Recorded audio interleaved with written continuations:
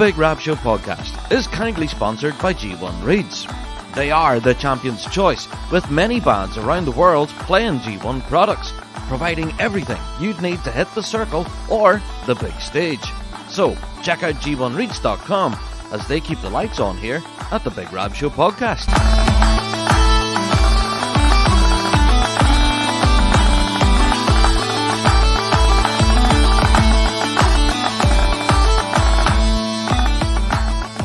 Hello there, everyone, and welcome to another Big Rab Show podcast.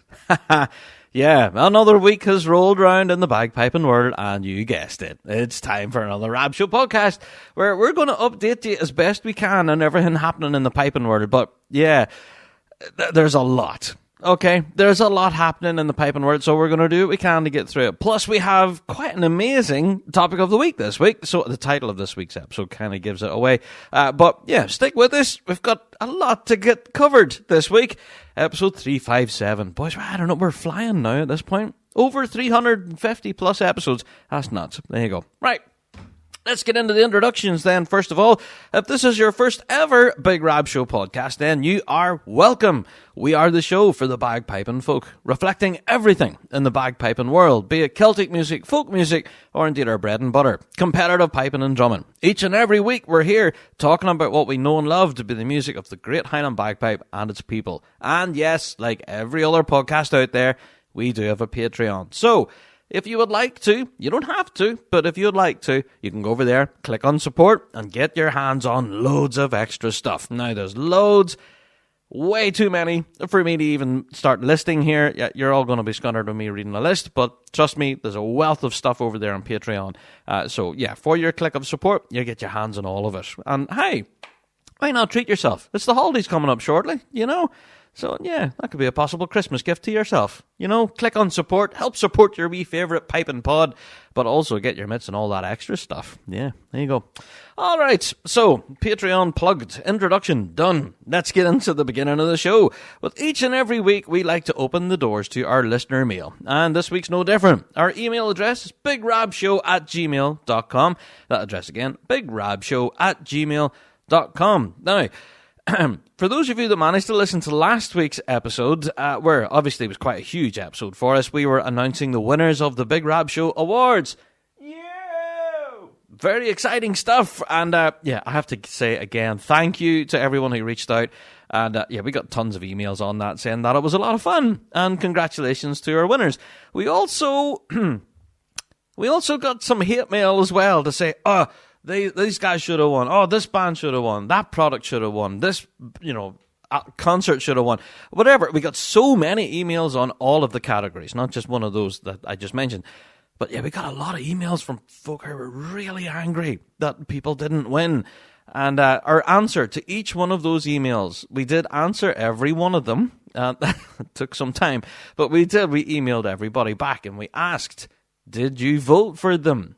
Yeah, the public vote was open for like 2.5 weeks. It was plenty of time. And so, yeah, we did ask all of those people who complained, saying, oh, why didn't this thing win? Why didn't that win? Did you vote for them? And to date, out of all of the emails sent, we've got 0 responses. So that kind of tells me something there, doesn't it? Yeah, so to everyone who took time to email us to complain about the Big Rab Show Awards that certain things didn't win, well, hey, there's always next year, you know? And that's just the beauty of the Big Rab Show Awards. It does run all on public interaction. So if you do want your favourite band, product, beard, concert, bass drum, whatever it is, if you do want your favourite to win, you must vote for them. Every single vote counts. Especially in some of the categories this year, where really the difference between winning the prize and not winning anything was like 1 or 2 different votes in some categories. So, yeah. But, yeah, shout out to all of those people who seen fit to spend time to email us. Thank you. We got a lot of great positive emails as well, so thank you, everyone, for that. But for those who were complaining, then, hi, I guess there's always next year. You never know. All right. Let's get into some other listener mail following last week's podcast. And I did mention that we would get some emails on this, and it was talking about Rab's rant. Oh, I knew I was going to get some correspondence on this. I just knew it. Well, number one, we got tons of messages from people saying, yeah, we've been contacted by these folks and they're offering us kilts and skiing doos and, all of the paraphernalia, the Highland wear, and asking us to buy from them. So, yeah, apparently we are not alone here on the Big Rab Show and being contacted by these people offering services through social media to purchase Highland wear products or instruments. Yeah. So, yeah, if you're interested in what that Rab's rant was, go back and listen to it last week. Quite hilarious now that I'm listening back to it, wondering just how was I so annoyed about it. But it seems to be commonplace now in the piping world, because we did get a wealth of email. Shout out to Seamus Clark, who emailed us in saying, "Hi Rab, Seamus here from New York in the United States. I gotta say I loved Rab's rant." Good stuff, Seamus. Especially about the overreaching sales techniques from the Pakistan Highland wear and bagpipe makers. Yeah, that's one of the things that I was kind of mentioning here, is that once I'd said, no thanks, not in the market, but they would keep going then. These jackets are waterproof. That's okay, I don't need a jacket. Oh, but they're made from tweed. Tweed is class, isn't it? No, I don't need a jacket, thank you. And we'll just keep going. Seamus's email continues. He says, not only do a majority of these things are Facebook scams, and they're advertised in buy and sell trade groups from either your local town or for bagpipe related things, and they also have the possibility of duping people who may not be fully aware, and like new students or prospective learners, saying, "Hi, buy your first set of bagpipes, only $50," and then people go out and actually buy these things, and they turn up to practice with what they think is a great set of bagpipes, and it turn out to be not so great. He goes on to say in his email here, I am paraphrasing a bit, he says, Matt Willis does a fantastic video of trying to make a set of Pakistan bagpipes playable. And I must say that he was more than patient on this topic. So, yeah, I have to say, I've watched that video now. Following Rab's rant last week, I did get the link sent to me, and I did watch Matt's video. And to be fair, he tried everything possible. He tried so many different variations of reeds. It was crazy, the amount of work that he went through. But yeah, go and check that out. Shameless plug for Matt Willis, but absolutely go and check out that video. So thank you to those who sent me the link for that. Very enjoyable. It was an interesting experiment, So, yeah. He goes on to finish his email saying, love your show. It's the first thing on in the patrol car on Sunday mornings, and I'm excited to see what comes next on Rab's rant. I know, me too, Seamus. And hi. Good morning on Sunday morning if you're listening to me right now, Seamus. There you go. So, I don't know. It's one of those things. These online companies from Pakistan and India who do specialize in Highland wear and making bagpipes and instruments and stuff. Yeah, I have not had personal experience buying these myself, so I can't really talk about the quality of them, but I have watched now Matt Willis's video of trying to make a set of Pakistan bagpipes work. And it did seem to be incredibly difficult for him. So, not for the absolute beginner, I have to say. We got another email here from Gavin. He says, Dear Rab, I love listening to your show in Seattle, where I play pipes in the Elliott Bay Pipe Band. Oh, there you go. Shout out to Elliott Bay. Good stuff.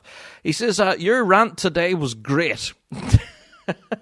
Good. But the name Rab the Ranter is already taken. Oh, it's apparently a long time ago. Check out the song and pipe tune called Maggie Lauder. Maggie Lauder. That does sound familiar, actually. Yeah, so there you go. If the title's already been taken, fair enough. There you go. On the other hand, maybe it's about time to revive the name. There you go. Yeah, possibly. Thanks for your work and enthusiasm, Gavin. No problem, Gavin. Thanks for getting in touch. So, yeah, we did get quite a number of emails, pretty much on the same kind of irk, but no shout-outs for bands and stuff. Basically telling me that they loved Rab's rant and that we should definitely bring it back to a future show. So, absolutely. If I get really annoyed about something in future, I'm just going to unleash it here on the pod. All right? Warts and all, completely unedited like I did last week. And, I put it up last week and I was a bit worried about it, actually thinking, God, man, I think I might have overstepped the mark there a bit. I kind of just let it fly. But it was good, though. Yeah, you folks out there really seem to love it. So if you didn't catch it, it's on last week's episode. It's at the very beginning. We have a fantastic interview with Reed Maxwell and Grant Maxwell as well. We find out all about their new book. And then we have Rab's rant. And then we get into the fun stuff with the Rab Show Awards. So go and have a listen to last week's pod. It's quite fun. All right. So that's it for listener mails. Quite a lot this week. But if you have your own listener mail, then you can always send them in to us. Yeah, bigrabshow@gmail.com. That address again, bigrabshow@gmail.com. There you go. All right. So you might have guessed it's that time of the week again. It's time for Word of the Week.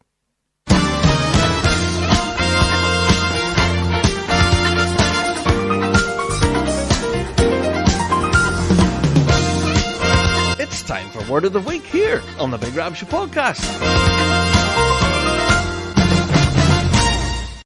Dates. Yes, this week's Word of the Week is dates. Now, you might be wondering, what? Well, it's normally around this time of year that we would be starting to make travel arrangements for this incoming season. All of us on the Big Rab Show team will be furiously looking at the dates in the calendar, and we've been making, hotel bookings, plane journeys, bus, taxi, all that sort of stuff. We would be in the process of booking our travel for all of the competitions for this incoming season. However, there doesn't appear to be too many dates in the calendar at the moment, does there? Yeah, that's been a bit of a topic on a recent Pipes Drums article, and we'll talk about that and what's the crack. I'm sure it'll be quite a heavily, a bit of a heavy topic to get into. But yeah, dates. There doesn't appear to be too many dates in the calendar yet. All right, now ourselves in the Big Rab Show, as you say, we do have our email address, but we've been getting tons of questions from people in the scene, both locally here in Northern Ireland, but also across the UK, asking us about next season. When's the Worlds, when's the Scottish, when's the UK's, when's the Euros, all of these dates, we don't know. All right? We don't know. They have not been officially published. I think we have seen an official announcement about the dates for the World Championships. I think that's the only one that's only really set in stone. We do have it on good authority that there is one other major championship that is also set in stone that has been agreed, and that is mentioned in the Pipes Drums article, and we'll mention it later on in the show. But as far as kind of an official announcement or a publication of those dates, that has yet to happen. Our advice here on the Big Rab Show team, that whenever you're looking at dates and everything and future championships coming up, please do not book any travel arrangements until we have it confirmed from RSPBA themselves, until they have it published in black and white on their website to say, right, on this date, that's when we're heading to the grass. All right?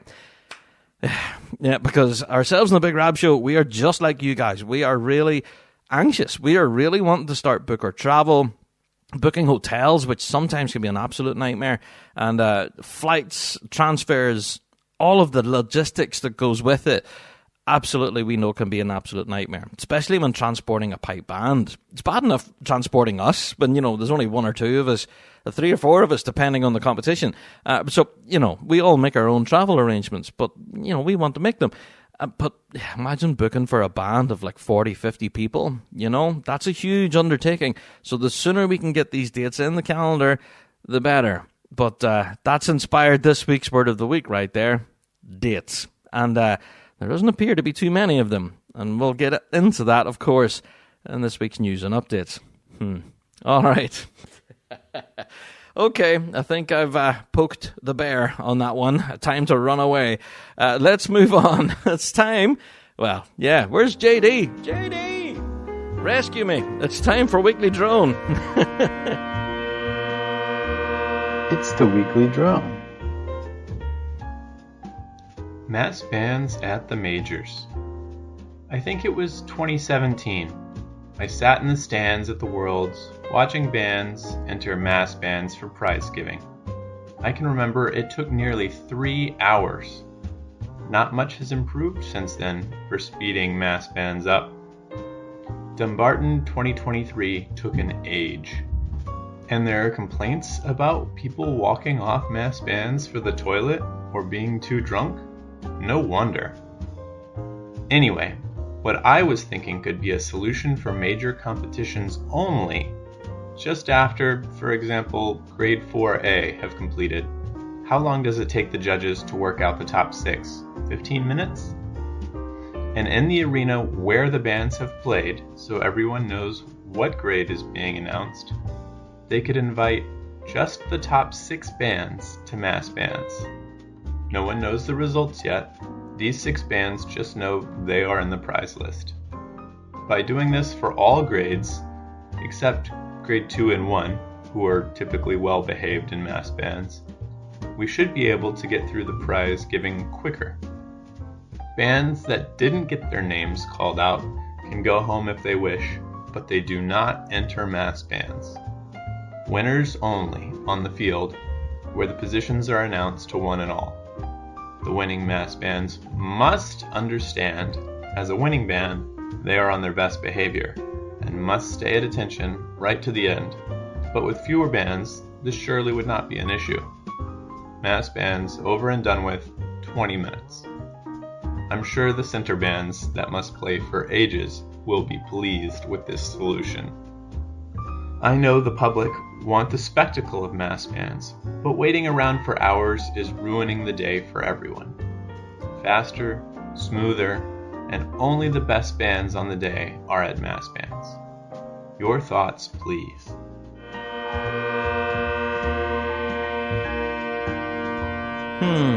Some interesting ideas there. Haven't heard that suggestion yet. That's an interesting one. Prize winners only in the March Past. I don't know if I'm completely for that, if I'm honest. It does seem a little bit exclusionary and kind of cuts out everybody else that may well have equally have worked just as hard or traveled just as far, and just, you know, to get a tap on the shoulder saying, by the way, yous aren't doing the March Past. That'd be horrible. And I dare say there'll be a lot of complaints because you mentioned there the spectacle and everything. The March Past does attract, you know, it's cameras. Basically, it's a huge spectacle. You mentioned it there. And that's definitely something that, you know, the Pipe Band Association, be it a local branch or be it headquarters when they're throwing a huge major, this is absolutely a stellar opportunity for the press to take photographs of bands marching in and, you know, 20, 50, 100 odd bands in one place at one time. It's a huge spectacle, and to build that spectacle does take time. Now, I do know for bands that if they were to get that tap on the shoulder to say, here, you guys are picking up a prize today, you're doing the March Past. Absolutely. Yes, you did mention that they would be well behaved because then they would have guaranteed that they're walking out of there with a trophy. Yeah, I do get that argument. And yes, it would take a lot less time because you're talking 6 bands in each grade. That will easily be done within 20 minutes, half an hour. Yeah, I get that. And it's a fair argument, I guess. But whether I'd be absolutely all for it, no, I'm not convinced. Yeah, but because the opportunity to march on with your band in front of your crowds, you know, you have supporters there, of course, as well, but also in front of the appointed chieftain and the bigwigs of the day as well, also can be a point of pride for a lot of bands as well. So there is that. I do understand March Pasts have been a real bone of contention over the years, especially this past year, where, as you say, the World Championship March Past did take just over 3 hours, I think, from the very beginning when the first band marched on, and that was the centre bands, and then, 3 hours later, but by the time they get everybody packed in, they started the speeches, all of that. Everyone was pretty exhausted by that point, but everyone was just running on pure adrenaline because there was an opportunity of lifting a major there. So everyone was on tenterhooks waiting for the results. So I guess that's one of the big motivators to keep people in that, arena, I guess, is to, well, if you leave, you're not going to find out who wins. So I just don't know. See, this March Past thing, we've been talking about this now on the show for quite a number of weeks. Weekly drones, we've been getting a number of them now. So whoever that weekly droner was, thank you for your thoughts and your suggestions. I'm just not completely convinced that would work. But, we have received a wealth of ideas on how to fix the March Past. All right. Now, one person has suggested, this was quite an ingenious idea, I thought. But one thing that takes a lot of time is whenever the prizes are read out and they're announced, all right, is everyone walks up, collects their trophy, little photograph, shaky hands, pat on the back, on you go. And you have to do that for all 6 prizes, including prizes for piping and for drumming, and in some cases you get prizes for bass section as well, M&D, and all of that takes time. Everybody has to go up, shaky hand, photo for the press, that takes time. And some bands also delay in sending up a representative to go and pick up a trophy if they have won. So that also kind of causes a bit of a logjam where everyone's standing around waiting on, come on, who's getting the 3rd place trophy? Oh, they're still shouting and cheering. Come on, come up here and get your trophy. We're all waiting on you. Meanwhile, everybody else just has to wait. So that whole process of the actual collecting of the trophy, the photograph for the press, and all of that does take time. And there has been chat about possibly streamlining that and making it more efficient, a little better, I guess, and, helping it move along as quickly as possible, while also giving people their opportunity for their moment to shine, That moment of being up on the stage and lifting the Jubilee trophy and banner absolutely is an iconic moment, but, stepping up there and lifting any trophy in any grade is absolutely an iconic moment for that band, that individual. So it's one of those things. Do you kind of steal time away from that moment and make less of it, or do you let it exist as it is? It's a very difficult one, isn't it? So, yeah, I don't know. I dare say we're going to get more listener mail on this, but how do you fix the March Pass problem? Now, it's also been suggested that the way it's done in the US is possibly a good working solution that shows you that it can be done quickly. Now, I thankfully have actually been a part of this. I was in the Stone Mountain Highland Games years ago now at this point, 2019, and I seen how they did it. They bring on like 5 or 10 bands at a time. They bring them all on at once. So you all march in together, you're all playing one big mass band score, one big tune, and you're there. You just walk in, and that's it. And they just list off the bands. Right, that was this guy, this guy, this guy, this guy. And that's it. Everyone gets a shout, everyone gets an opportunity to march on in front of people, everyone gets a chance to play something. And, and then you're there. You stand there, you get your prizes, you go home. But the march in process it takes 10 minutes? I guess. It takes a pile of organising to get everybody into the correct ranks. That's a bit of a mission and a half. But whenever we were there in Stone Mountain, we had Kevin Conquest looking after us, and he was an absolute pro. He said, right, stand there, don't move. And that was it. You do exactly what Kev says, But Kevin, real professional, and was really efficient in getting us all levered through there. So the United States way of doing it, honestly, I think is a shining example, and I don't know. I think we have tried it here in Northern Ireland, and it did work to various different degrees of success. But yeah, I don't know. Perhaps it's a model we could look at for future competitions. I don't know. The March Pass problem. It's something that we're going to continue talking about here on the Big Rab Show pod. I have no doubt. Until the season approaches us next year, yeah, it's one of those ones. So if you do have your own suggestions, of course, email them into us, bigrabshow@gmail.com, or you can send on your own weekly drone and let us know your ideas. How do you believe we can make March Pasts more efficient? Yeah, it's an interesting one, but not an easy one to solve. Yeah. All right, well, you've lasted this long on the pod, it's time to fly on. It's time for What's the Crack?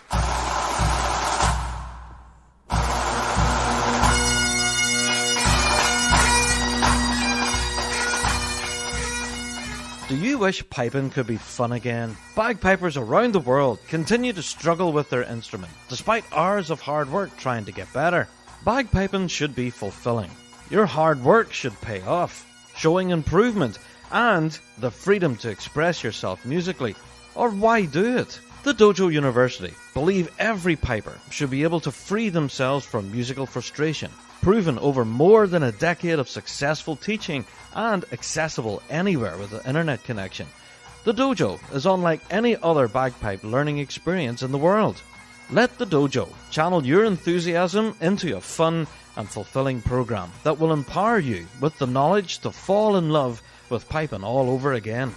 So go to dojouniversity.com/Big Rab and take advantage of our 30-day free trial of Dojo Premium membership. Join the global community of students today and rediscover the fun of bagpiping. dojouniversity.com/Big Rab for a 30-day free trial.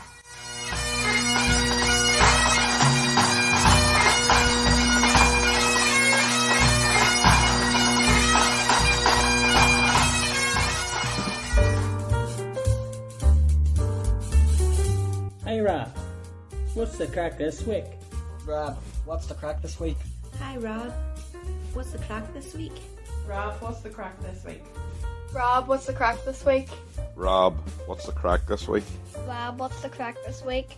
Rob, what's the crack this week? Hey Rob, what's the crack this week? Yes, indeed. Time for What's the Crack. And, let's talk about that article that come from pipesdrums.com talking about the possibility of only having 2 majors this season. We'll talk about it. We also have the results from the Sunbelt Invitational event. Oh, that was exciting. We also had the first Sandy Jones Memorial Amateur Invitational competition as well, and we've got results from that too. This weekend, November the 18th, sees the Livy International Solo Drumming Invitational. That's all happening this weekend. Very excited to talk about that. Oh, that's going to be a corker. So, enough of me delaying at this point. Some big stories to hit this week, so let's get into it. Let's get into all the news and updates then, shall we? McLennan Bagpipes by North Carolina artisan instrument maker Roddy McLennan from Euston, Scotland. Proud supplier of bagpipes, small pipes and chanters to Ali the Piper. One-of-a-kind instruments, crafted from the finest materials, using traditional skills for more than 30 years. Attention to detail and dedication to the highest standards of quality guarantee you a bagpipe which is more than just a musical instrument, but also a work of art. Custom made for you in a variety of wood with the widest range of profiles in the industry. Repair, restoration, replacement, refurbishment services also available. Check out bespokebagpipes.com for more information. McLennan Bagpipes, born in Scotland, made in the USA.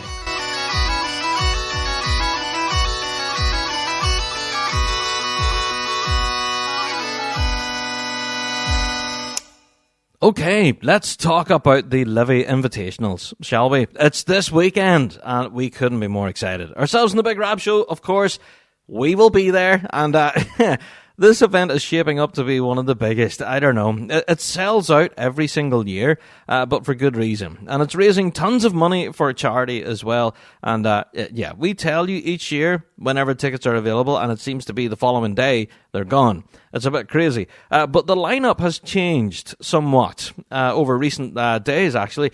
We managed to publish a bit of an update there on November 7th, where the update, it's moving and shaking. All right, so let's go through it. For the MSR competition, we have Glenn Crichton, Tommy McAndrew, Craig Fullerton, Ryan King, Simon Grant, Les Galbraith, Darren Brown, Mackenzie Forrest. We had Cameron Spence, Callum Burns, Kerr McQuillan, and Cam Lawson. Yeah, there you go. And then, for the freestyle competition, again, we have Simon Grant, Tommy McAndrew, Darren Brown, Greg Fullerton, Callum Burns, Mackenzie Forrest, Glenn Crichton, Ryan King, Les Galbraith, Kerr McQuillan, Cam Lawson, and Cameron Spence. There you go. So that's your draw for both of those events. So MSR and freestyle. Now, what makes this event interesting this year is that they've added a brand new dynamic to it. That not only will the drummer be judged, all right, because it is a competition. So not only will the drummer be judged, but also the performance of their piper. Yes, there's a piping judge involved in this now too. So that's going to be a very interesting dynamic there. Especially for the freestyle competition. We have seen some really creative performances over the years, and we can't wait to see what this year's going to bring. So, for those of you interested, of course, for anybody who hasn't got a ticket and won't be in the crowd for the Livy Invitationals, then don't worry. Ourselves here on the Big Rab Show, we will be there, of course, and we won't be live, but we will be filming for upload. So we will be presenting that on our YouTube channel at a future date. So for those of you who want to catch all the action at the Livy Invitationals, then be sure to be tuned in to ourselves on the Big Rab Show on YouTube and all of that. So yeah, that's where all the good stuff will be. Yeah. Oh, Livy Invitationals. I can't wait. All right, so let's talk about, we have to talk about the Pipes Drums article. All right. Now, this just dropped about 10 minutes before I was about to come out here and record this evening, and it seemed to be my phone blew up. Ever since this article from pipesdrums.com was published, my phone just went boogaloo. Seemed to be every man and their horse was messaging me going, oh, Rab, is this true? Is this true? Now, you might have heard at the start of the show that our word of the week is dates. Yeah, and we're very keen to get dates in the calendar, and we're getting a lot of questions around dates. However, there's not too many in the calendar. Well, we might not have too many dates in the calendar.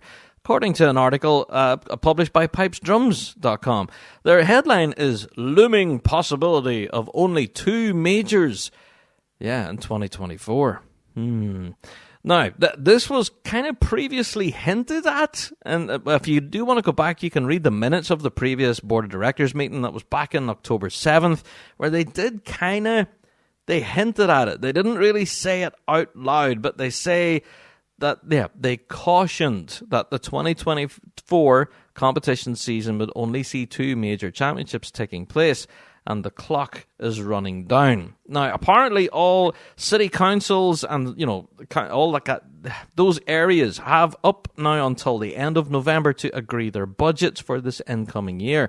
And that's what we mean that the clock is ticking. Because here we are now, it's the 15th of November, and so far we only really have 2 dates in the calendar, like we were saying earlier.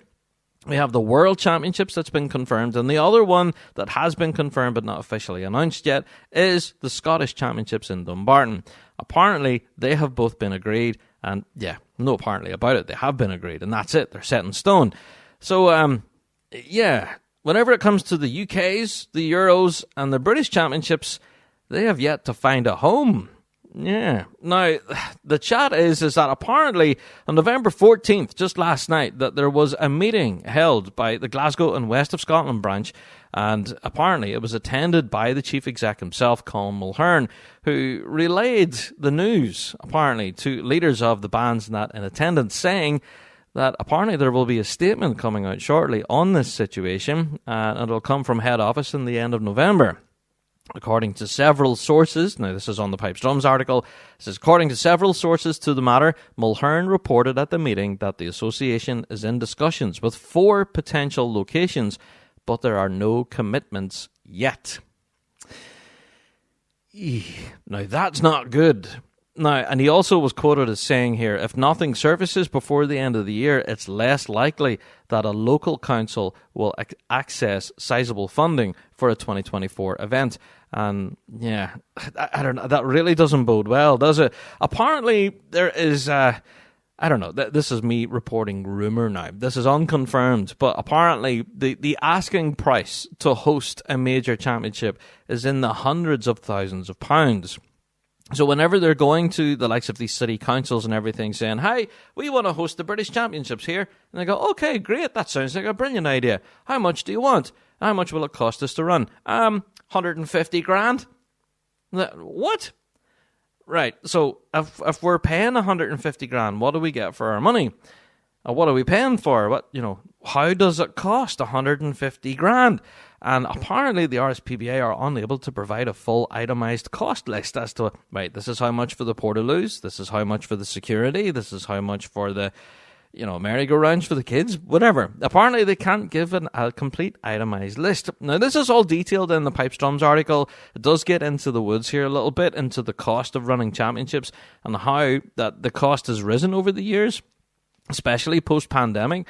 But, the commentary that we've seen online, especially in our comment section on the Big Rab Show, is that they're making comparisons with, like, the Kyle Games.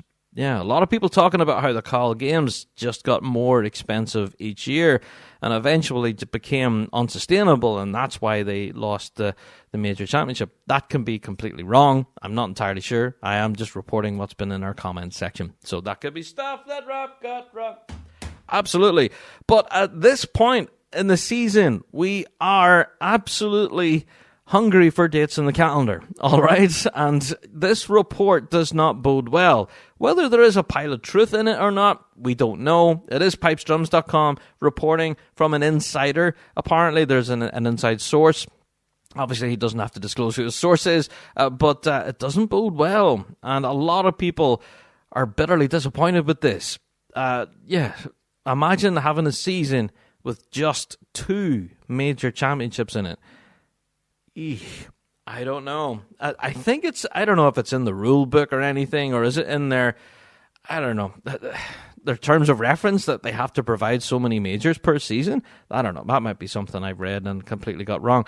But yeah, to have a competitive season next year in 2024 with just 2 major championships, yikes. I don't know. I really hope that this is just, again, reporting on rumour and stuff that is just still in the works, because we do have until the end of November until we do manage to secure funding for these council areas, and they may well say, well, hey, right, we've got 200 grand sitting in the kitty there, we can absolutely host a major championship in our town, city, location, whatever. But yeah, it does pose the question as well, that why not outsource these competitions to outside companies? Yeah, it's been suggested before. I think, similar to the Glasgow Life that run the World Championships, they're an outside promoter, an independent contractor that do host the Worlds each year. RSPBA are the facilitator of that, but Glasgow Life are the company that actually run it, and they put it on each year. So could that be something RSPBA could explore for other major championships, outsourcing it to other companies for certain areas? Don't know. But at this point, we are now mid-November, and we have 2 dates in the calendar for majors, and we're hoping on hope that we get another 3. So, folks, don't worry. We will keep across all of this. Please don't pay too much attention to all of the online commentary. There is a lot of it. There's a lot of what I like to call dung flinging. There's a lot of that happening as well. But I would kind of urge people to keep cool heads and hope that this statement that we're about to receive from HQ at the end of the month will be good news. I'm always the optimist. Maybe that's my biggest problem. But, there are some people who are absolutely pessimistic about this situation, and things just seem to be going from bad to worse. And, yeah, we can see that happening. Absolutely. But we do believe every cloud does have a silver lining. Will this be the catalyst now for change? Perhaps. I don't know. That's also been suggested in some of our online commentary, where a lot of people are so bitterly disappointed with having just possibly 2 major championships. That will this now be the driving factor for people to attend annual general meetings? And perhaps, yeah, we'll see a shake-up in the management of the branch, not the branch. They might see a shake-up in headquarters. There you go. I just about got my words out. But yeah, I was reading, you must attend your branch meeting in my script, so that's what stuck that word in my head. So yeah, that's my advice. If you're anyway concerned about this and having only 2 major championships in the calendar, then absolutely have your voice heard at your local branch level, and then also have your voice heard at headquarters level when the AGM rolls around. There you go. That's all I'm going to say. That's where these big decisions are made. So if you do want to affect change, that's where you go and do it. Yes, make your voice heard, cast your vote, and all of that kind of good stuff. Yeah. So will this be a catalyst for change? Don't know. It's really bitterly disappointing if it is only going to be 2 majors. We'll say that. But we are hoping that this is just, it's a work in progress. We do have up until the end of November, a couple of weeks now, but the clock is ticking. And the pressure is on the RSPBA bigwigs to get everything in line to have a season ready for us. So we're holding on to hope. I'm the optimist. I am the eternal optimist.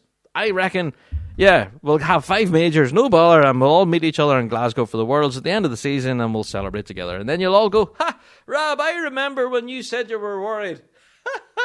Do you remember that? And we'll laugh about it. Either that or I'll get emails about it saying, stuff that Rab got wrong. Yep, and I'll look forward to them. bigrabshow@gmail.com. So yeah, go and check out that article. It's up on pipesdrums.com now. It doesn't bode well. 2 major championships for this incoming season, set in stone. Will we see more? Don't know.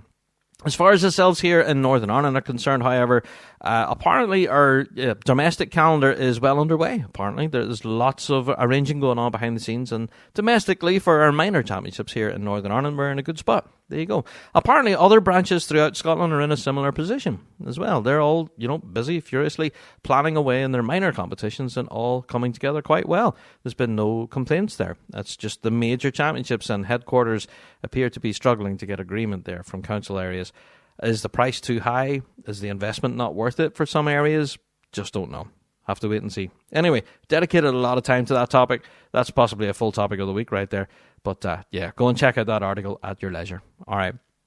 Okay. Let's fly on. Well, I want to talk about the Sunbelt Invitational competition that took place. Yes, this was back in November the 11th, of course, in Florida. And the overall winner on the day was Bruce Gandy. Yo! Go on, Bruce, you legend! Great stuff. Yeah, what a fantastic competition. See the lineup, actually. Well, Callum Beaumont was there, Glenn Brown, Alistair Henderson, Wally McCallum, Angus D. McCall, Ian K. McDonald, Donald McPhee, Connor Sinclair, Alan Tully, and then, of course, the winner as well, Bruce Gandy. Yeah, so talk about a lineup. Wow. So, yeah, Bruce managed to lift the professional Pembroke overall. Second was Callum Beaumont. Ian K. McDonald was third. Glenn Brown, fourth. Fifth was Wally McCallum. There you are.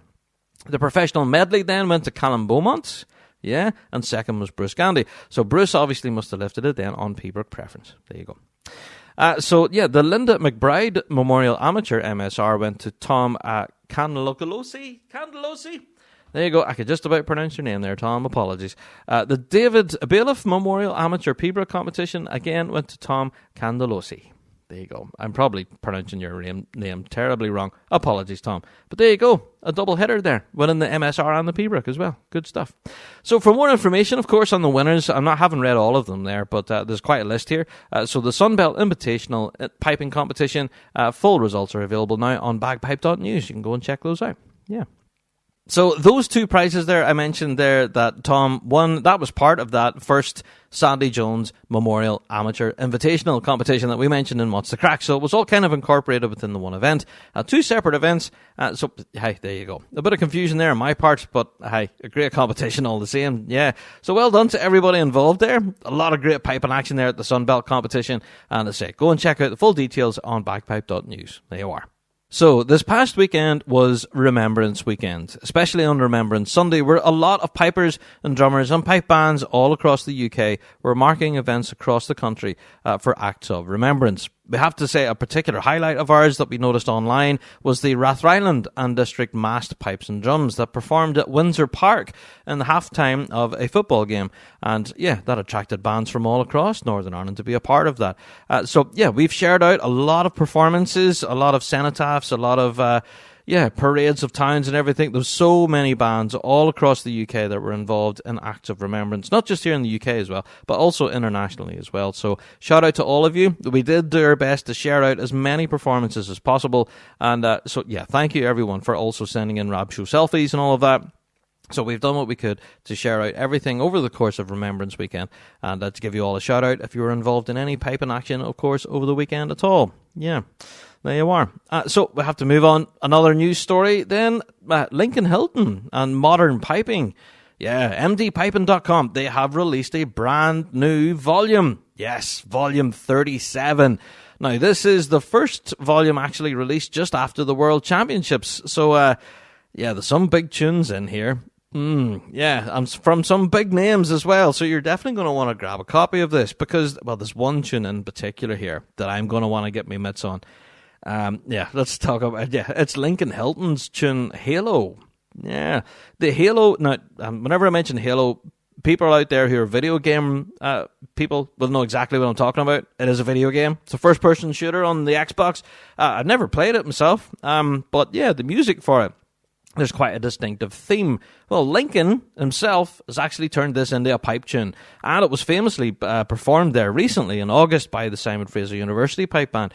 Go and check that out. So it's all there now, volume 37. Tunes in there from Lincoln Hilton. We have Alistair McLaren as well, Scott Wallace, Bridget Campbell, we have Dougie McLean as well, and Alex Gandy. There's quite a list here. So, yeah. Go and check it out for yourself.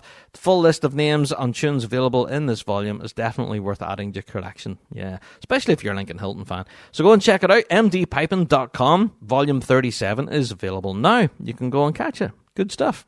Okay, I have to briefly mention, now I know I haven't done dates for your diary for a bit, but we might introduce that next year as more dates start to fill our calendar. But there's a new one, 17th of November, just this upcoming weekend. The Lewis and Harris Piping Society are hosting a father and son piping recital by Angus D. and Angus John McCall. Yeah. So for more information on this, say 17th of November, 7:30, it's going to be held in Stornoway. So if you are in that area, then why not? Go along and enjoy quite an amazing piping recital. Yeah, so check it out, the Lewis and Harris Piping Society and their father and son piping recital. And it's not really a news story because we've already talked about it on the show, but I just wanted to remind you again that the Belfast International Tattoo, the tickets are available right now. They're now released. They're not pre-order anymore, so they're now available. You can go to the belfastinternationaltattoo.com and go and grab them, or you can go to the SSE Arena box office and grab them there. Would make for a good Christmas gift. Hint, hint. There you go. But that's going to be held next year on the 6th and 7th of September, and you have 3 performances to pick from there. And trust me, if this year's Belfast Tattoo is anything to go by, next year's is going to be bigger and better. So, yeah, shout out to the Belfast International Tattoo. Another bit of a shameless plug, but just wanted to remind you, because so many people missed this year's. I have no idea why. It was completely sold out. You couldn't get tickets for it. So avoid disappointment, folks. Grab your tickets early. I know it's not until September next year, but trust me, get your tickets, put them in your back pocket, and then you'll have them. And then you'll catch the show next year. So there you go. 6th and 7th of September, Belfast International Tattoo. Yeah, tickets are available now. Go and grab them. I also want to give a bit of a shameless plug. Well, seeing how we're doing shameless plugs, I have to mention Kyle Howe. Yes, it's November, of course. So Kyle is back doing his fundraising for Movember. He's doing his tune a day. Now, I'm sure everybody who's subscribed to Kyle on YouTube and that, well, let's face it, you should be already. But yeah, he's doing his tune a day challenge and he's raising money for the Movember charity. So if you'd like to head along, check out his YouTube channel and yeah, why not drop him a little donation as well? Fantastic stuff. So shout out to Kyle. So yeah, go and check him out. Kyle Howe on YouTube. You should already be subscribed. Come on. I've plugged him that many times. If you're not subscribed already, what are you doing? But yeah, he's doing his tune a day as well as growing a handsome mustache. And do you know, by this stage, Kyle's been doing this for a few years now. He's raised a serious amount of money for charity. But at the end of it, I really do think he suits a mustache. You know, I really do. I've said it to him before. But I think at the end of Movember, each time he does shave it off. But I think he should keep it. You know? Yeah, I don't know. If anybody else out there is doing any fundraising for the Movember charity, yeah, give us a shout and we'll give you a bit of a plug here in the Rab Show. Why not? Well, seeing how we're talking about November and everything, well, I am very aware that the piping season is about to start ramping up down under, especially in New Zealand, where they're already starting to show signs of hitting the grass. Now, according to pipesdrums.com, they recently recorded an interview with Liam Kernahan, of course, of the New Zealand RNZPBA. Could just about talk tonight. But yeah, go and check out that video actually, where Liam does talk about the state of the piping scene currently in New Zealand, and it's in a very healthy place. So he does talk about the season kicking off good and proper in New Zealand now within the next week or two. So yeah, very exciting times. So if anybody listening to the show right now is aware of the dates in the calendar for the New Zealand season, please do get in contact with us. We'd love to know when these events are happening, and then of course be able to draw people's attention to them. So if there are any video footage, any live streams, of course, we know the New Zealand Nationals are coming up. So yeah, if you have any of that information to hand, please do send it on to us. bigrabshow@gmail.com. We would love to give it a bit of a shameless plug wherever possible. So yeah, help support the piping scene down there in New Zealand. Yeah. Now, listening to the interview held with Liam Kernahan, yeah, we have to agree. It's in an extremely healthy place right now. You know, we live streamed the New Zealand Young Piper of the Year competition, and it was so successful. Some of those performances, man, they were just incredible. And if you haven't caught that live stream, by the way, you can go back and watch it all. It's on our YouTube channel. The Young New Zealand Piper of the Year is a stellar competition and really displays the wealth of talent there in New Zealand. So, yeah, I can't wait for the New Zealand season to open its doors. There'll be a lot of great piping action for sure.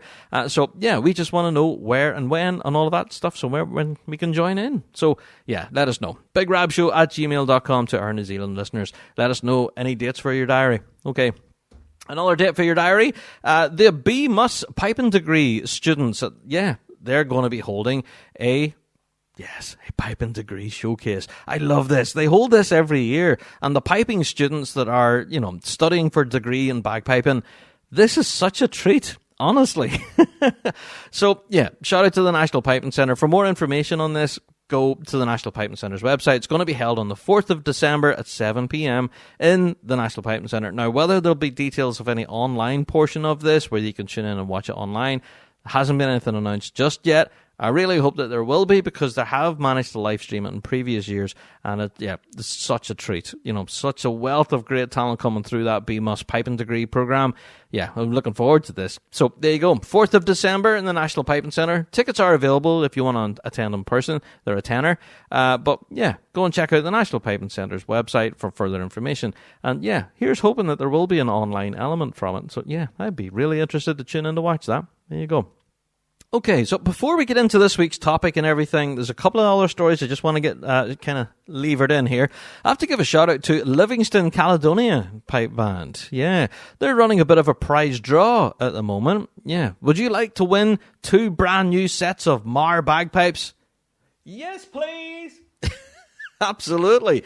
Well, yeah, as part of their fundraising prize draw, then that's the prize on offer. 2 brand new sets of bagpipes from Mar Bagpipes. Why not? So, I don't know. They're a brand new pipe band. They're trying to get themselves established and pay for things like uniforms, drums, instruments of all kind. They're giving away 2 sets of Mar bagpipes. So they absolutely need your help for fundraising, for one. But this prize, wow. So go and check it out. You can go and have a look at Mar Bagpipes online. Of course, it's been shared out, of course, on the Big Rab Show. We've put it out there plenty of times. And there's loads of ways for you to get involved. All you have to do is like and share and drop, there's possible donations is available as well. Tons of ways for you to enter this competition. There you go. So go and check it out. Mar Bagpipes and the Livingston Caledonia Pipe Band doing a spot of fundraising there.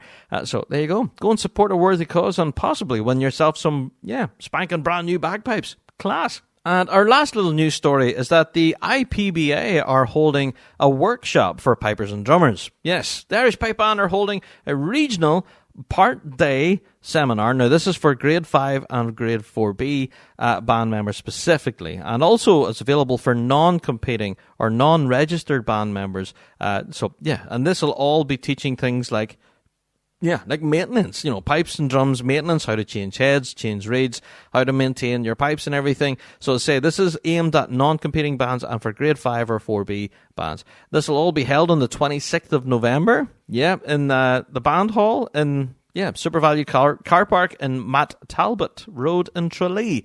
There you are. For more details, you can go and check out the IPBA socials. They've published it all up there, including your times for all your sessions and everything. I think apparently there'll be a question and answer session as well available. So this is all being arranged through the Munster branch of the IPBA. But for full info, go to the IPBA on their socials where they've been plugging it now for a little while. So just wanted to mention it now. So if you are interested in that area in Tralee, then that's available. 26th of November. Yeah, that's quite an interesting initiative there. Good stuff. Shout out to the Munster branch. Good stuff. All right. Okay, you've waited long enough. We finally got through all the news and updates, we reckon. There's bound to be stuff that we've missed, of course, and stuff that Rob got wrong. But we'll gloss over that, won't we? And it's time for me to go and get a big cup of tea. It's time for the topic of the week. Wallace Bagpipes. Quality, pride and passion, made in Scotland. Proud bagpipe supplier to the Red Hot Chili Pipers.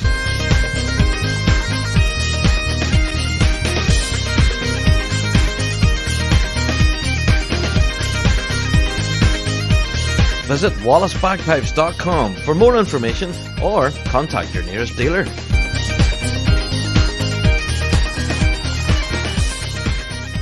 Ah, yes. Topic of the week time. And you might have guessed by the title of this week's episode who exactly we're chatting to. Yeah, Ali North, the bass drummer with Simon Fraser University Pipe Band. Now, before we get into it all, I have to say that Ali really only stepped into that role just last year. Yeah, lifting the bass drum with SFU, and we all know what happened last year with the drum corps.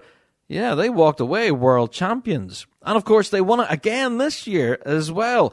So Ali has definitely made that role her own, and yeah, it's a fascinating story. So I'm so glad she took time to sit down and chat with us all so we can hear all about it. So enough of me slabbering into this point.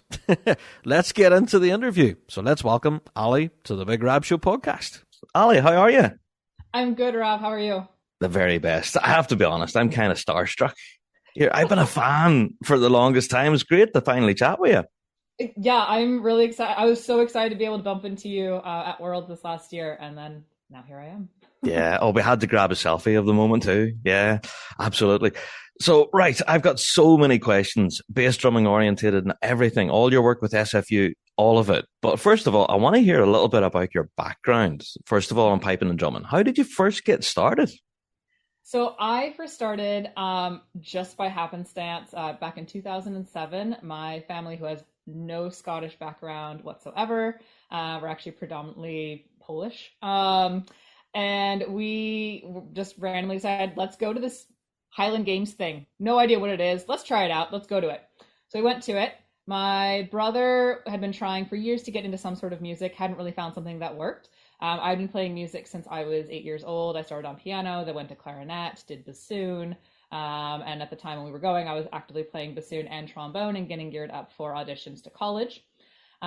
We bumped into Northwest Junior Pipe Band, had a little tent at the games, and they signed up my brother for bagpipes because they figured after he had tried out all of these other instruments that clearly bagpipes was the next, iteration of trying out music. That's the obvious choice, isn't it? Yeah, exactly. Definitely the easiest instrument. Let's stick him on that. So yeah. I really wanted to learn. They said, nope, you got to focus on your college stuff. Teenager, wouldn't listen to him. So I, would go along to the lessons, and I bumped into what ultimately became my teacher, Marcy McQuarrie, who gave me a couple tenor sticks and said, here, can you do some flourishes? I'm like, sure. Yep. So just kind of did some flourishes. She goes, great. You can read music. I'm like, yep. She's like, okay, great. We're going to Scotland this year. And I need another tenor drummer for my corps. So I was part of the very first trip that Northwest Junior took to Scotland in 2008, where we played in, I believe it was Novice Juvenile. And I think we got, it was either 6th or 5th in our group. I do remember the band actually placing in the prizes. Yeah, there you go. So I went from 0 to competing in a grade 4 pipe band in 3 months. And then did all of that. I only got one more year eligibility as a junior player before graduating out of the band. And then I started playing with our Memorial organization the next year in their grade 3. Yes. Still on tenor. I had been trained from the get-go as a bass drummer as well, because that way, in the event that our bass drummer wasn't able to make something, I could go and play bass. I see. So I went to RMM, still on tenor. I was part of that group in 2012 that went to Worlds, that then won the grade 3 event and was promoted to grade 2. And then in 2017, I finally got the opportunity to switch full-time to bass, which was the best thing that I could hope for. I'd always loved bass, but just never had the opportunity to actually compete on bass. Little gigs here and there, but nothing, permanent, because there's only one bass per band. So you got to kind of wait. But since RMM is part of the SFU organization, I've been with the organization as a whole since 2010. So had for a long time been kind of around the SFU group. Yeah, I see. And then I think I was reading the program actually from your concert Generations, and it did mention in there that you'd stepped into the band just last year in 2022. Yes. What an introduction. Wow. Yeah. So coming out of COVID, SFU's bass drummer before then decided that they're ready to step away. So they had an interim bass drummer for the 2022 year, who had been a long time player as a tenor drummer with the band. She unfortunately had a back injury that became much more apparent that it was really impacting her ability to carry the drum and everything like that much later into the season. So Reed got a hold of me 75 days before Worlds and said, I need a backup bass drummer. 75 days? Yeah. Wow. Yeah. So it was the end of May and he said, all right, I need you to learn all the sets just in case, we want you to basically be the backup goalie to a hockey team where you probably won't play, but you're ready to go in a moment's notice. I'm like, okay, got it. No problem. Yeah. So I was also still competing with RMM2 at the time as well on bass. So we kind of finished out the season early for them in order for me to focus on SFU. Because we knew just in case, we wanted to make sure that SFU was going to be healthy going into Worlds just in case. Yes. By chance, also again, in all of the weird string of events, Northwest Junior was going to Scotland that year. And so I was already going with them as one of the instructors because I have since 2015 come back and have been teaching with Northwest Junior. Yes. So I was going to Scotland anyways, and that wasn't even part of Reed's plan originally. It was just supposed to be, I was just supposed to kind of learn the music and fill in here and there. And I was like, oh, well, I'm also going to Worlds, so I'll be around. You'd be there anyway. Yeah. And so I spent my whole summer doing nothing but practicing. My Saturdays in particular, I think I was practicing, 8 to 10 hours a day. Oh, wow. That's a to make lot. sure I had all that music. Yeah. Wow. So we got to Worlds, and then unfortunately the bass drummer got COVID the Wednesday before before. Oh no! I was going to ask what happened then. It's never good news, if you have to bring a backup in. Yeah. Exactly. So it all worked out that I was around. I was in the neighborhood. Yeah. So they had me fill in on bass on the Wednesday and hadn't told me yet. They just kind of were like, all right, you go play for the day. So I was practicing all day long. That was the first time, particularly that video that came out of us on the green. We filmed that. That was my very first time in Scotland on the bass for SFU. We were so excited by that. We were wondering, who's that? And but there you go. That was your first run with the band actually on the park.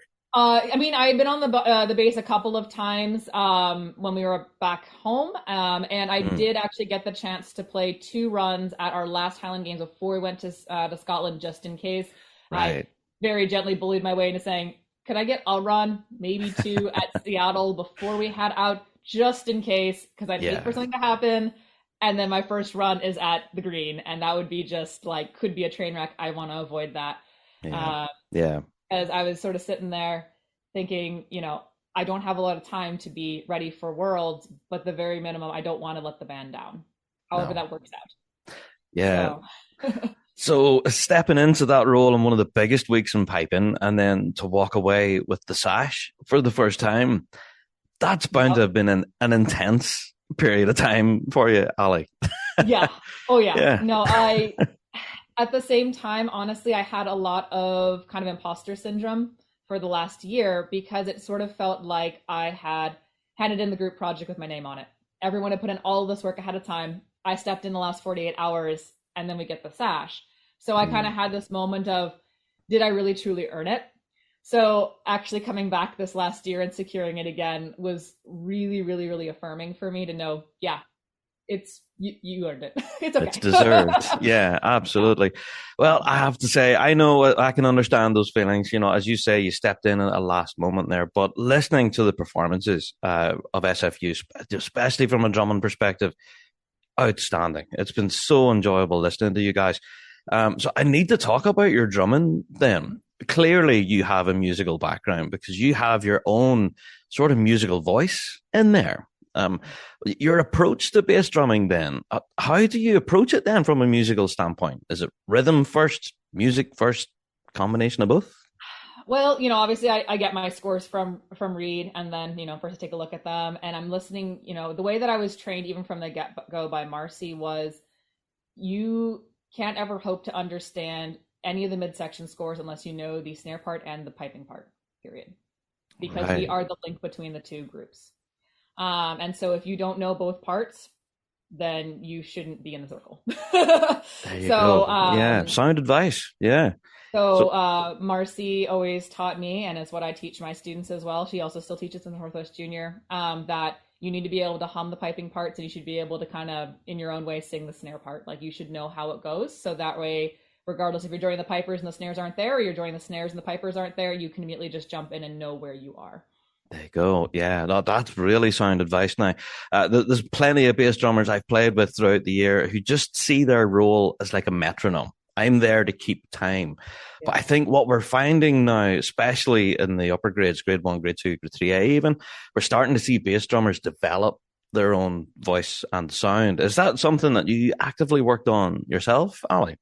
Yeah. I mean, at the end of the day, yes, we are sort of the metronome. We're the heartbeat of the pipe band. We have this big, low, booming sound. Yeah. But we're not just playing notes, we're playing music. And we have to always keep that in mind that even if at the end of the day, you're hitting all 4 beats of the Strasbourg and it's just 1, 2, 3, 4, 1, 2, 3, 4, you can do a lot more with it than just monotonously playing 4 beats. That's it. Yeah.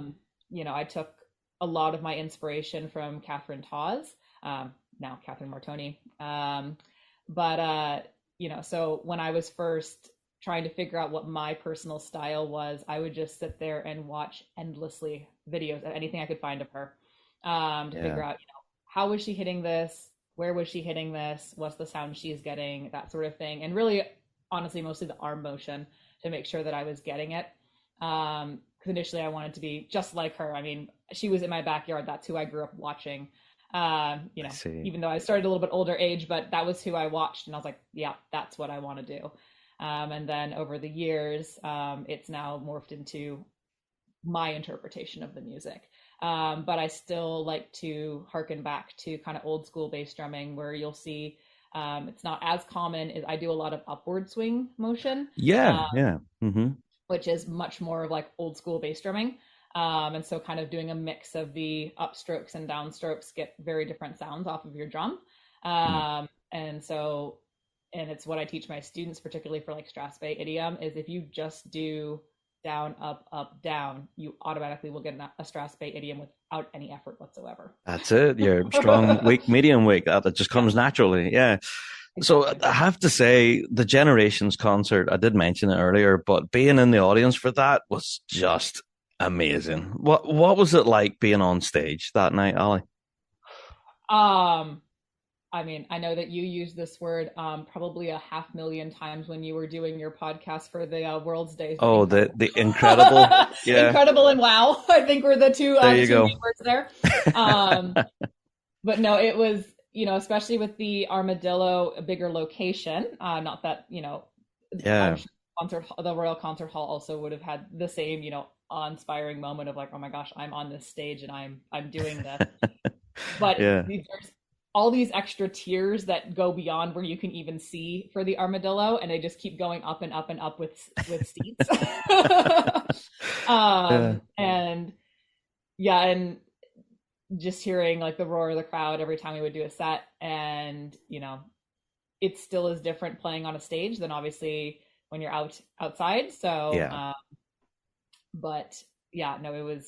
it was so much fun that the time period just whizzed by. Like I was like, oh, it's 11 o'clock at night now. That's it. Yeah. You guys were total rock stars then at that point. I think, everyone really enjoyed the show. For me, musically, I think the band were absolutely singing. And there was a few highlights for me that I want to talk to you about. That wasn't really unpacked as part of the show, sort of in the program and all the rest. And Bob did talk about it a bit on stage, but one of the biggest talking points on the night was the Desert medley that you guys played. Oh my God, the roar of the crowd that come up after that. What was it like playing that? Well, in terms of like the actual music itself, we had this score that was written much more traditionally and, from yesteryear. So, when we were trying to put it together, I had to keep reminding myself, don't do anything fancy, don't do any, additional stuff. Which was kind of nice in a way. I didn't have to like really overthink the set within reason, of course, but it was more of thinking about trying to be respectful of the time period that this medley came from. So you're having a much more simplified structure for the bass part. It's no less impactful. It's just very different than what I currently play. So, it took a little bit for us to get together, the whole thing, because we were so used to doing our SFU thing. And there you go. We want to be respectful of the time period this set came from, including sticking Reed at the far end. And we purposely picked the youngest snare drummers of the corps to play. So all the individuals that were on the stage outside of Reed were the youngest players in our corps, and we purposely did that because of. I see. There you go. That was one of the things that we were talking about this afterwards. You know how pipe banders do. We all talk about every single set. But that was the one that came across as like everyone's favorite. They were like, but it sounded like a bit of a time capsule. Like it really took us back on a journey. It was so enjoyable. So the difference from that music then to what we're playing now in the modern day, I don't know. It's just such a different world now, isn't it? Yes. Yeah. I mean, back then, the thing is, you can actually find, I don't know if it's specifically that medley, but one of the medleys from around that same time period from Dysart, they have videos of it online that you can find, and you can see the playing from both the snares, the bass, and the tenor. I think they fielded, I can't remember if it was one or two tenors during that. Can't remember now. Yeah. But either way, the tenor and the bass kind of have like these hard, almost like they look kind of like tenor mallets even for the bass drummer. And so they have this, almost kind of like marching band or like DCI kind of like hitting style. So it's very different than our big, huge beaters that we have now. So that's it. There was no room for subtlety then with the midsections. Right. Exactly. Yeah. So that's one of the things I want to talk about. And that's your technique that was really kind of drew my ear this year, is your own technique with using like chokes and stuff. There is even in points where you change the tone of the drum somehow, some sort of magic or witchcraft, or I don't know what it is you're doing. But I'll take witchcraft. Yeah, there you go. But I have noticed it. Is this something that you're bringing into the bass drum voice now? These like chokes and rhythm changes. It's been really unique. Yeah. So I have, I'm a little bit stuck in my ways in terms of what should or shouldn't be on a like pipe band setting bass drum. So I'm personally not one for like a whole bunch of roughs or a lot of the really crazy stuff. Personally, that's my personal, thing for it. But a few chokes here and there isn't an issue. A few rolls here and there isn't an issue. So, you're probably never going to see me do a rough in the middle of, the green. But doesn't necessarily mean that might not happen at some other point in my, solo career. But it's not really as much of a thing for me.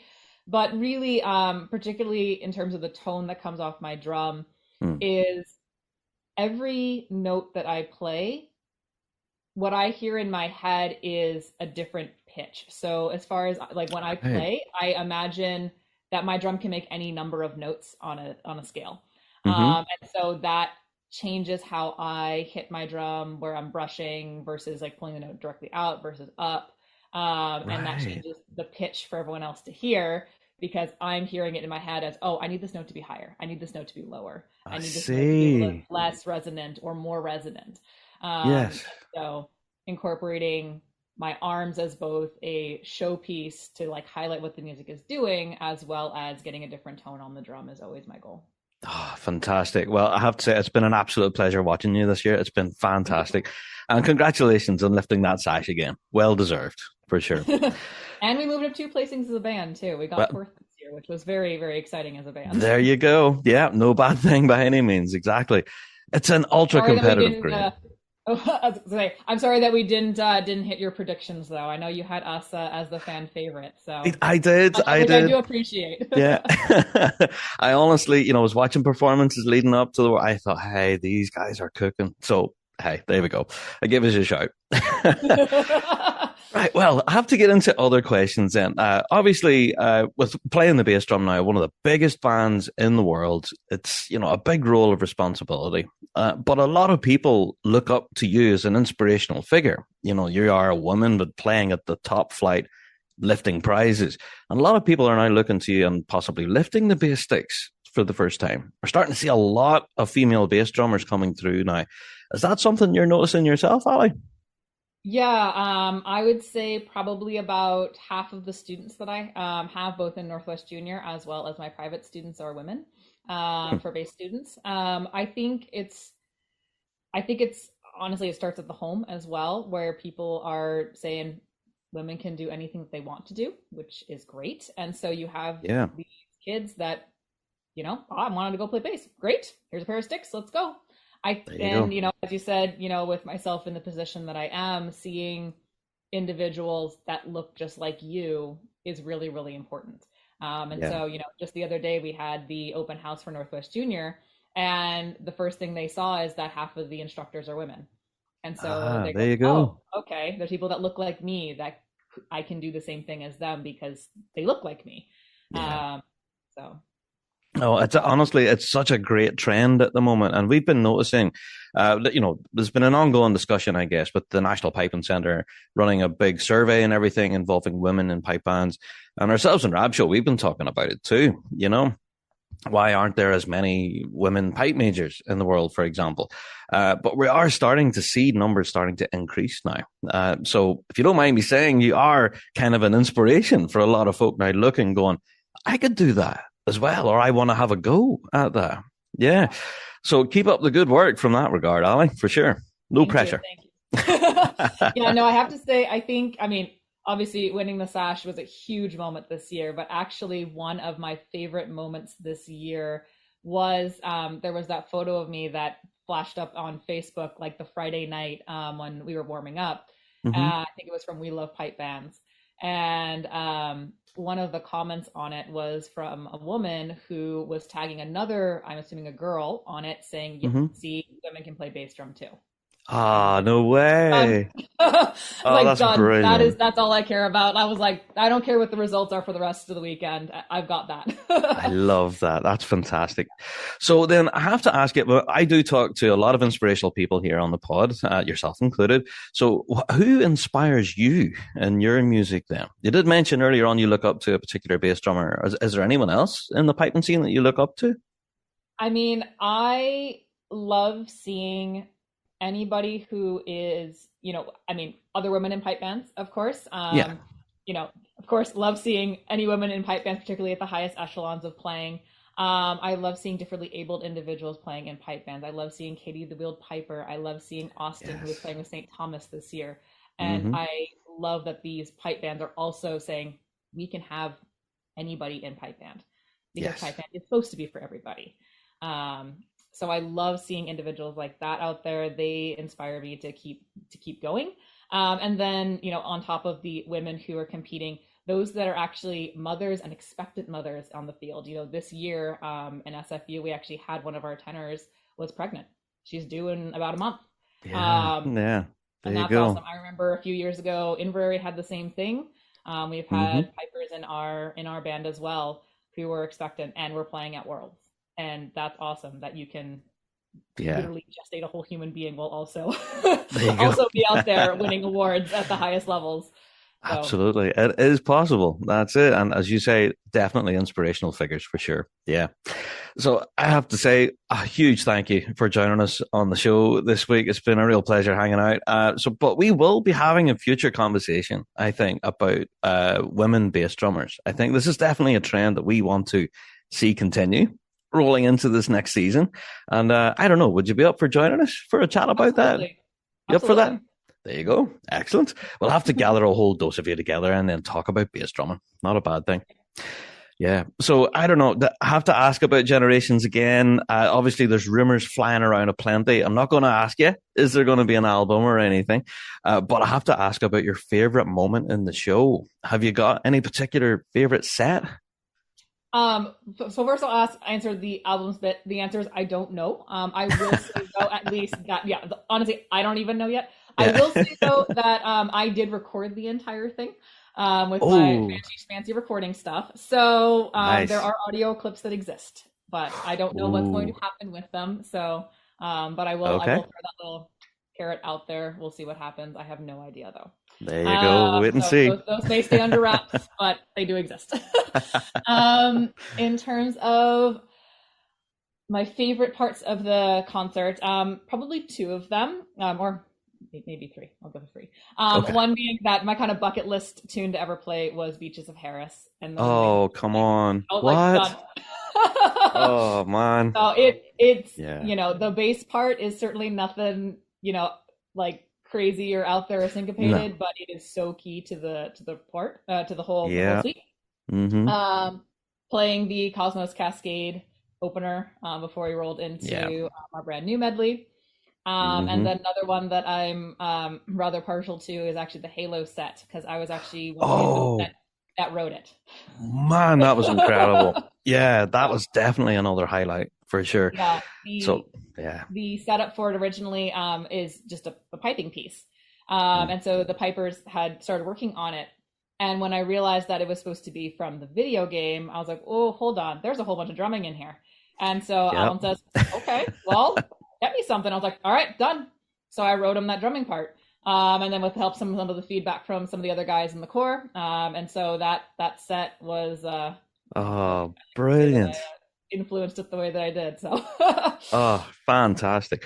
So yeah, I don't know. There was way too many highlights in the show. We mentioned the desert medley, so many other sets in there. If anyone was there in the audience to see the show, you know exactly what I'm talking about. Such an iconic show. So congratulations on that front as well. Yeah. Well, rolling forward into 2024 now, obviously SFU, you guys on a bit of a break right now, or are you preparing already for next season? No, we like to take a nice good break. A combination of it gives individuals time to take actual vacations and do what they want to do. We start kind of getting back into things, usually around in the next month or so. Sort of depends on the year. But yeah, in the next month or so, we'll start getting back to it. I'm sure we'll start having some more conversations sooner rather than later about when we want to get back in and that sort of thing. Our first gig is Remembrance Day in November. So we always start getting stuff going. I see. There you go. November, for sure. Excellent. Well, Ali, again, thank you so much for joining us on the podcast this week. It's been great talking to you. And thank you for the music. It's been such a great year. Thank you. Yeah. I'm sure we'll get catching up with you again, no doubt, as we have this other podcast on bass drumming. So we'll have to drag you back in again for that one. So thanks so much, Ali. Happy to come in. Thank you so much for having me. Thank you. There you are. Shout out to Ali North. Absolutely fantastic interview there, and really enjoyable. So we're going to have to get Ali back on a future show for sure, because we are going to unpack that a little bit, I believe. We'll get into all of that in a future podcast. If you're curious at all and would like to contact us about that, or have any comments, queries, or questions at all, you can always email us, bigrabshow@gmail.com. That address again, bigrabshow@gmail.com. Drop us in a line. Yeah. There you are. So that's it for another Big Rab Show pod. We're about to close the doors. As always, don't forget that we do have a Patreon. So you can go and click on support, get your mitts on loads of extra stuff. There's tons of extras back there. And you also get some early exclusive sneak peeks as well. So, if you want to see what's to come up in future episodes of the Rab Show pod, then you can go and do that over there on Patreon. There you are. All right, folks. That's it. Another show in the can. And I am out the door. Thank you everyone for downloading this week, and no doubt we'll catch you here again next week for even more bagpiping shenanigans. Until then, we'll catch you all next week. All the best.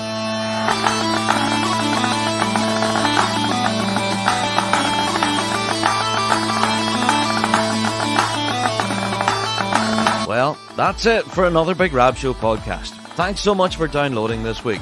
And a special thank you to our sponsor, G1 Reeds. Played by bands around the world, they are the champion's choice. Check out g1reeds.com for all of your piping needs.